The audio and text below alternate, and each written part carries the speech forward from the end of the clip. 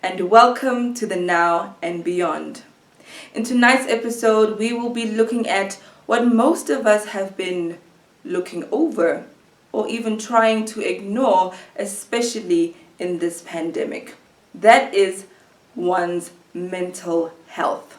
We'll also be looking at an innovative way for you to keep yourself busy online, like podcasting. I am your host, Basetsana Moiloa. Right now in me, right now in me. My guest tonight is what you call a media all-rounder. She is a podcaster, writer, voiceover artist, chief communications officer. Please welcome to the show, Chelsea Summer Lodewyk. Thank you for inviting me on this week's episode. Really do appreciate the time that you're taking to have these conversations with different people about the things that matter. For those of you who don't know me, my name is Chelsea Summer Lodewyk. I'm a chief communications officer of a digital marketing agency, but my number one passion and my trade is helping people through what I personally believe is my gift, which is speech. I run a podcast on mental health and emotional wellness, and I am a professional voiceover artist. Wow, awesome, Chelsea. Did you guys hear all those credentials? Anyway, I'm going to jump right into it. Chelsea, I'm going to ask you the number one question that I've been asking everybody on the show so far.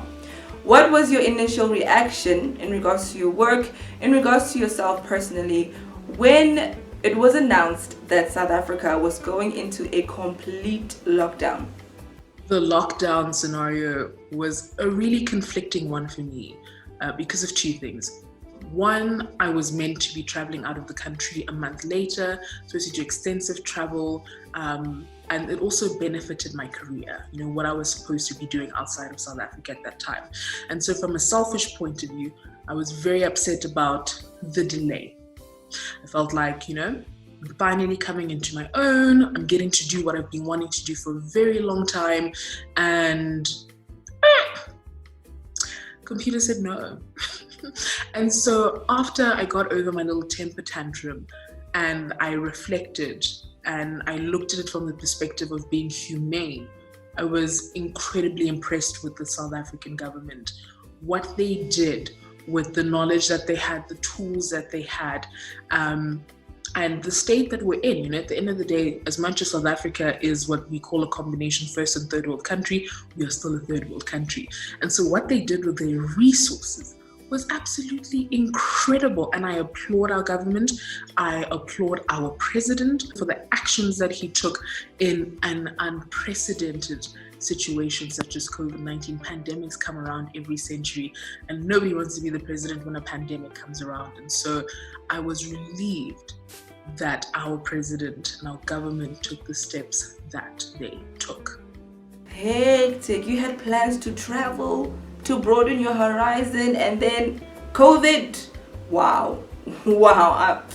I'm so sorry about that. And yeah, you're right. Imagine being a president in a third world country and you've never had this situation before. It must be so draining and so frustrating, but you gotta keep on keeping on. And I also do applaud our president for holding us together during this time.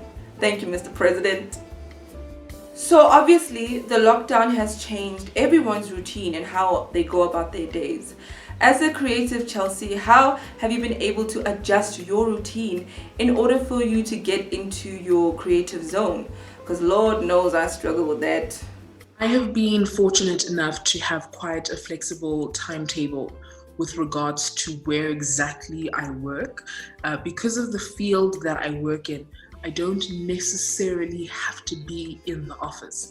And so prior to COVID-19, I had already formulated some type of working at home routine. I don't find home claustrophobic because I have designated workspaces in my home, and then I also have my place of rest, which is my room, and the two shall never meet. And so I had that.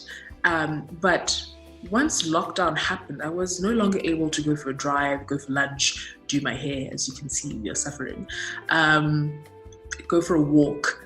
and de-stress in the manner that I used to. And so I had to find new coping mechanisms, and that came in the form of making sure that I organized and set aside enough time for things such as hobbies. And I learned how to paint further, so I do oil painting. I play classical and jazz piano as a way to calm down because I've been doing it since I was a teen. And these things really have impacted the way I'm navigating this space right now, my mental health and my ability to think clearly and be more creative. And if you don't come out of COVID-19 having learned a new skill, having learned new coping mechanisms and new ways to navigate this new world that we're walking into, you've wasted your time. And so I would encourage any of you watching to just take the time to put together a routine, and look for your passions. Begin to cultivate the things that you've always wanted to look into.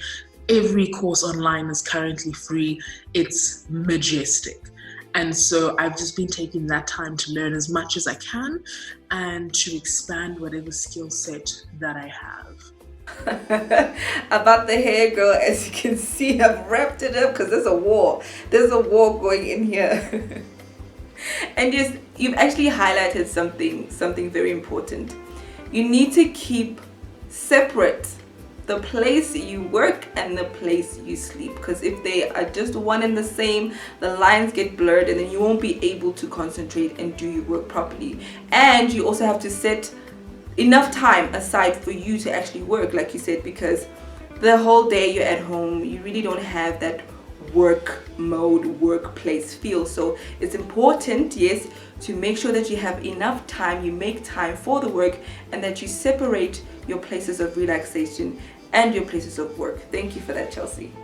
On the 15th of May, you launched your amazingly insightful podcast, Chelsea Unfiltered. Congratulations, by the way. And you told us from the jump, you told us from the beginning that you're not a doctor, you're not a professional, but you're talking from experience and research, of course. In your first episode, Chelsea, you talk about navigating mental health during a pandemic. So for those who are prone to depression and anxiety, what tips do you have for them to lower their chances of sinking into that dark hole or having panic attacks, anxiety attacks during this time? So Chelsea Unfiltered, which, by the way, thank you to everyone who's tuned in, is doing really well. I did not expect to have so many streams in the first month. Chelsea Unfiltered is a place where we as people are able to come together to be our raw, unfiltered selves.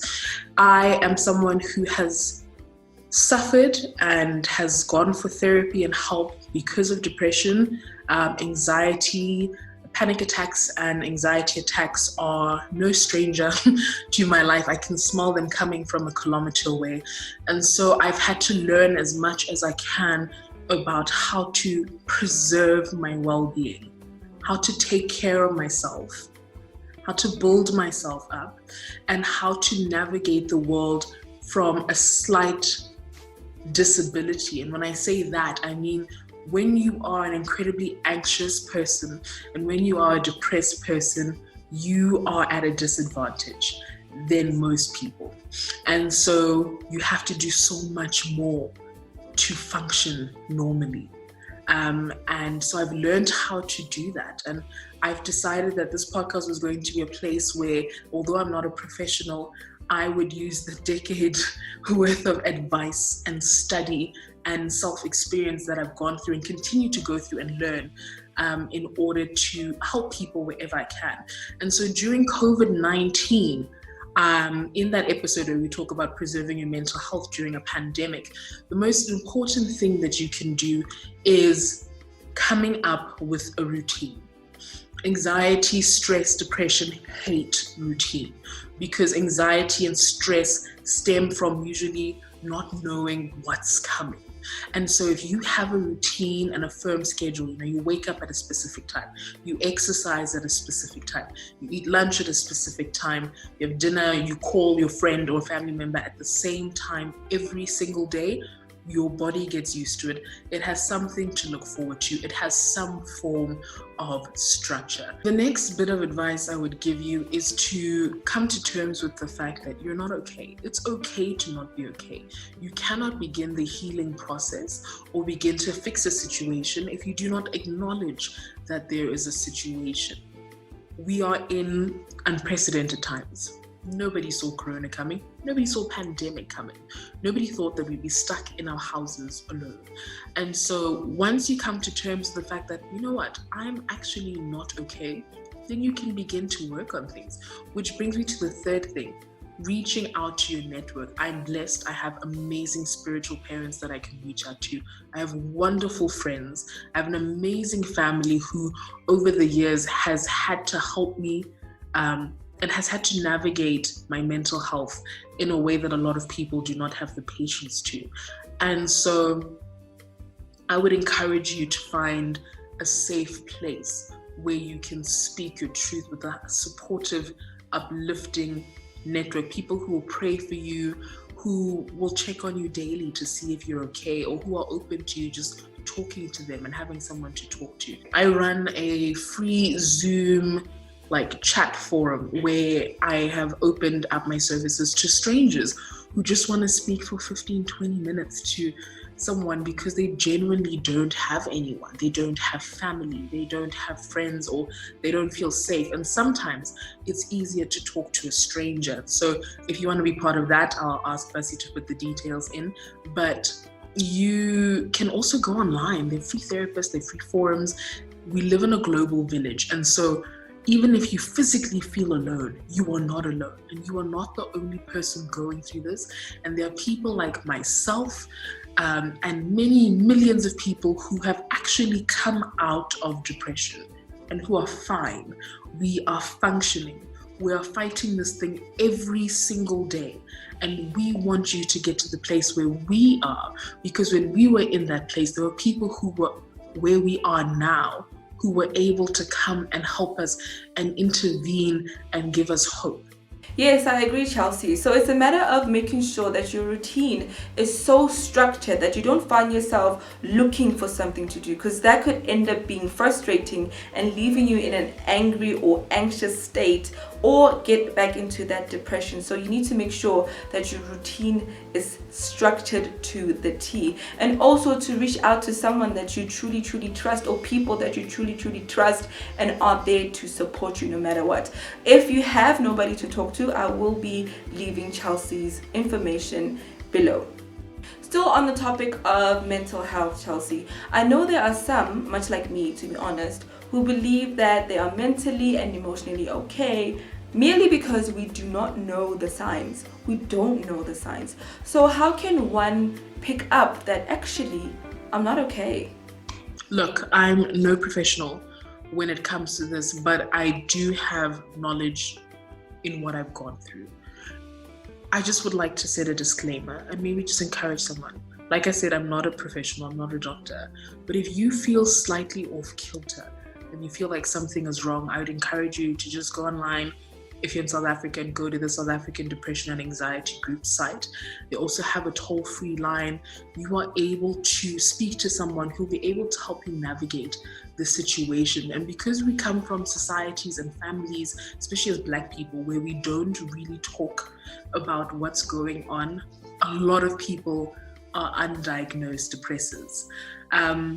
So with regards to the symptoms of mental health illness, when it comes to depression, especially clinical depression, which is what I had, you have a disproportionate amount of sadness. You are so sad all the time. You cannot explain where this pain and sadness comes from. You know, I watched a TED Talk, a woman explaining depression. What she said was, the best way I can explain depression to someone who's never been depressed is waking up every morning and feeling as if you have lost a loved one every time you open your eyes.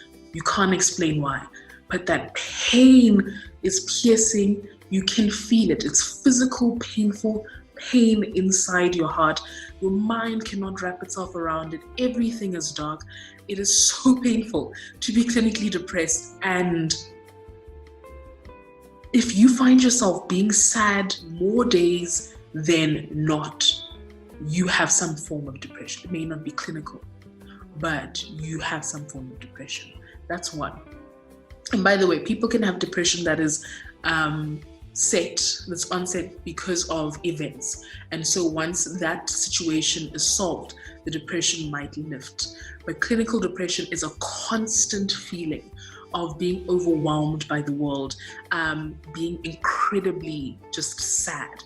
And when it comes to anxiety, which I suffer from as well, when you are an anxious person, you might find that your reaction to things is disproportionate to the event that has taken place. You are so anxious about everything.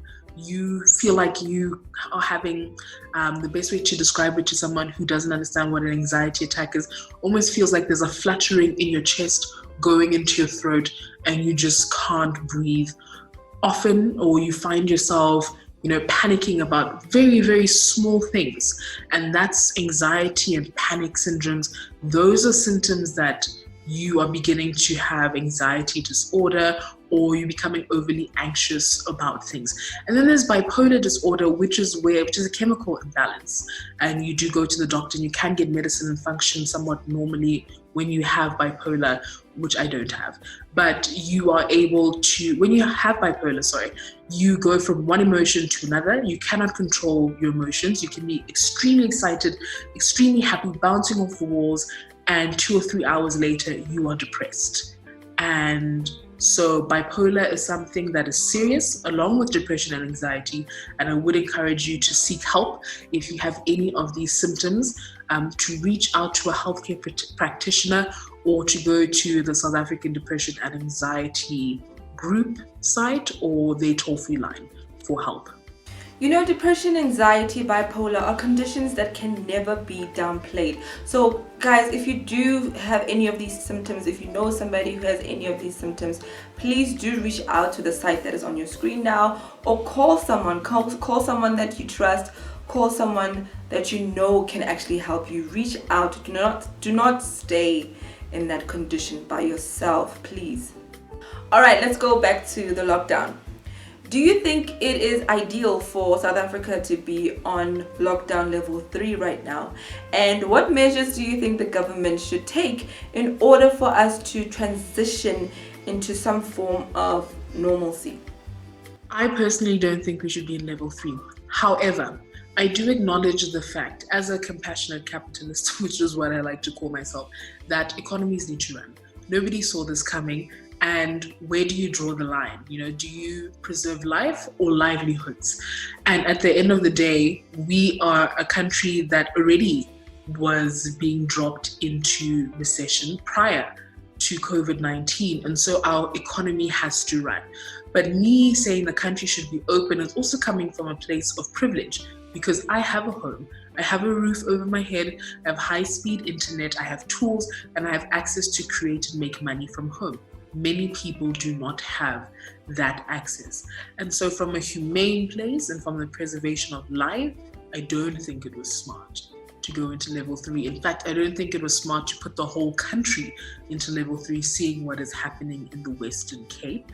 But then what do I say to a woman who's been sitting at home and gets paid for physical labor, who has mouths to feed, or a man who has a family to feed and sends money home to Malawi, Zimbabwe, Limpopo? It doesn't matter, it doesn't have to be out of the country, and they physically have to work. That man needs to eat, and 350 rand from the government a month is not going to help them. And so I'm in this really weird catch-22 where it's like, leave us in stage 4. And we'll work it out. But I'm also like, people have to work, people have to eat, people have to make money. And so I'm very grateful I'm not in government. I'm incredibly grateful that I'm not the president, because I can only imagine the kind of stress he has, carrying the lives of people in his hands and, in his decisions. But I personally, the one thing I can say with absolute certainty is that not all of the country should be in level 3. And I do think elements of level 3 are too lenient. Kids should not be going back to school, etc. But yeah, that is my opinion. It may not be particularly liked, but that is my current outlook on the situation in South Africa with regards to COVID-19 and level 3 right now. But with regards to transitioning to some form of normalcy, we have to create a new normal. The world is never going back to what it was before. And this will be a lesson to our government for not having maybe the foresight or the rush to become digitalized sooner rather than later. We have to become digitalized. And so it won't be the original normal, but in order to create a new normal, a lot of infrastructure has to be put into place. Schools have to be changed. We have so many issues with that. A child should not be forced to go to school to preserve their ability to be educated because in 2020, still don't have access to internet. And by the way, I believe that internet should be a human right, because in 2020, if you do not have internet or access to internet, you will be left behind. And so in this day and age, people don't have access to internet. Data costs are incredibly high. They still haven't found a way for kids to learn at home, even if it's through WhatsApp or some form of app that people can download that is incredibly low in terms of data usage. We have a long way to go, but we also have a very complicated, unequal society, one of the most unequal societies in the world. That's what South Africa has. And so the first and foremost thing as somebody who works in the digital marketing field is that South Africa has to focus on digitalizing every single part of its economy. And that's what the government's going to have to do, but that takes years. And so it's going to be a very tough couple of years. And hopefully, our government, who I have absolute faith in, has the foresight and the vision to take South Africa to where I believe it can get to. Yes, I do definitely agree with the whole country not being in level 3 because places like Western Cape are out of control. They're out of control right now and they should be on level 4. And that catch-22 between life and livelihood, it's such a tough line. It's such a tough line because the economy needs to run, but lives also need to be saved. It really is a tough time for the president. I cannot even imagine. And yes, 90%, not even more than 90% of everything is digitized. We are in a digital world and South Africa definitely needs to catch up. It's going to take some time, but I also believe in South Africa. I believe in our government and we will get there. We have to. So you are a professional and successful podcaster with Chelsea Unfiltered having thousands and thousands and thousands of streams on every single podcast platform. What advice do you have for people who are starting out as podcasters but aren't exactly sure of themselves? Sorry for the sudden change in background. There was noise and I had to adjust the situation. So this is our new home. And this is such a good question. I wish that I had somebody who could just break it down quite simply for me. I've wanted to start this podcast for the past 2 years, and it genuinely is 2 years in the making.